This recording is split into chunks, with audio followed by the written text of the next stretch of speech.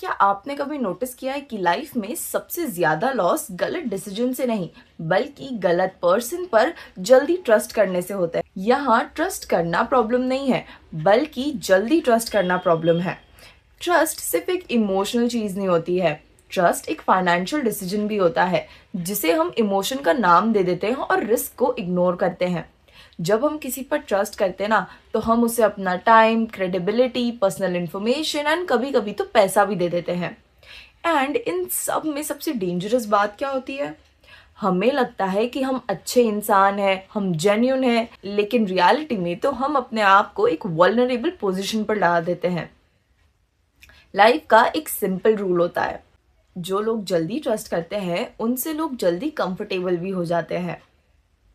And जहाँ लोग आपसे कंफर्टेबल हुए वहाँ आपकी रिस्पेक्ट ना थोड़ी सी लो होने लगती है। एंड जैसे ही रिस्पेक्ट लो हुई, वहीं से आपकी फाइनेंशियल वैल्यू भी लो हो जाती है।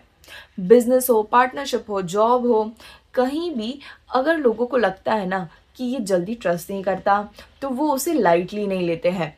एंड जहाँ लोगों को लगता है ना कि ये जल्दी ट्रस्ट कर लेता है, तो वो उसे ईजी कैटेगरी में डाल देते हैं। एंड दुनिया ना ईजी की वैल्यू नहीं करता है। ये हार्श है बट रियल है। सबसे पहली गलती तो आपको भी ये लगता है कि सामने वाला आपके जैसा ही सोचता है, बल्कि ऐसा नहीं होता है। पूरी दुनिया एक ही इमोशनल सिस्टम पर काम नहीं करती है। कोई रिलेशनशिप से चलते हैं, कोई पावर से, कोई बेनिफिट से या कोई अपॉर्चुनिटीज से।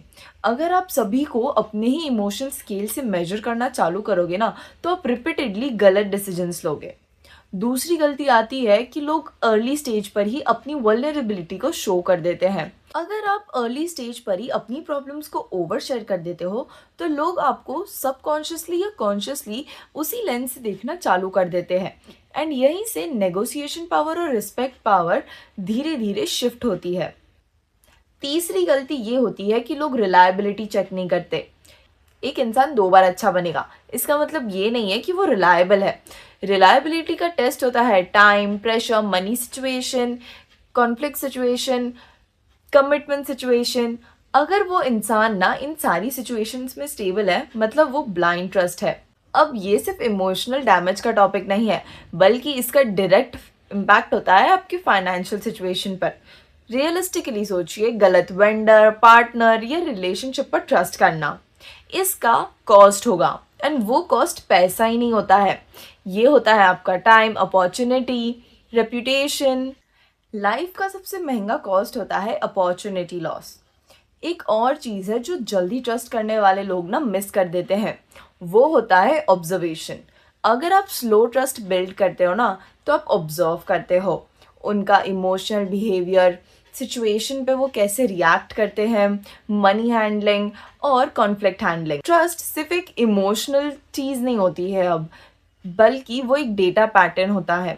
स्ट्रॉन्ग लोग ना ट्रस्ट को डीले करते हैं एंड वीक लोग ट्रस्ट को रश करते हैं। यहाँ डीले करने का मतलब ये नहीं है कि आपको सब पर सस्पेशन करना है, बल्कि उन्हें ऑब्जर्व करना होता है। स्ट्रॉन्ग लोग सब पर शक भी नहीं करते, लेकिन वो उन पर जल्दी ट्रस्ट भी नहीं करते हैं। लाइफ का सेफ जोन होता है respect first and trust later. And सबसे इंटरेस्टिंग बात तो ये है कि जो लोग जल्दी ट्रस्ट नहीं करते ना, वो जल्दी से रिस्पेक्ट भी लूज नहीं करते हैं, क्योंकि उनके अराउंड ना एक नेचुरल बाउंड्री बनी हुई होती है।